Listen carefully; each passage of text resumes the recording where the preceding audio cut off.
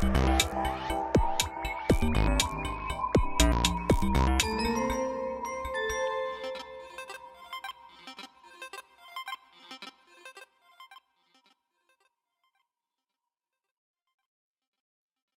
CIMA est le premier colloque, à ma connaissance, sur la question de l'accompagnement du social, du médico-social, des personnes handicapées et des personnes âgées. Et il était, me semble-t-il, absolument nécessaire de prendre cette initiative.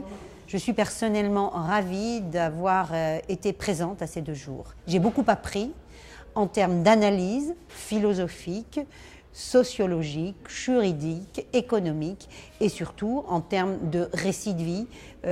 J'ai beaucoup apprécié également les récits de vie du début et de la fin des personnes concernées par cette problématique de l'accompagnement et de la prestation professionnelle à leur égard. On nous a annoncé un 2e CIMA dans 2 ans, donc la suite est déjà possible, donc ça c'est une très bonne nouvelle. Entre-temps, on nous a également annoncé la publication des actes.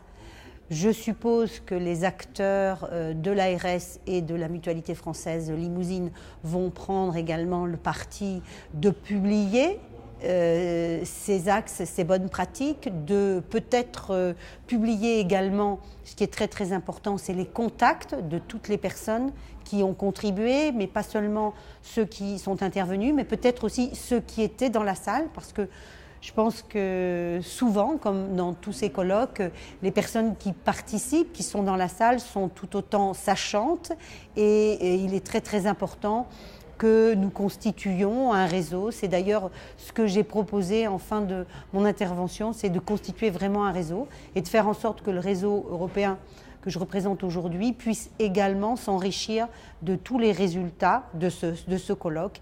Et j'ai proposé des liens, les liens numériques sont maintenant possibles. L'échange numérique permet en tout cas de capitaliser, de ne pas oublier, de garder des traces et puis de faire vivre les choses pour le 2e colloque.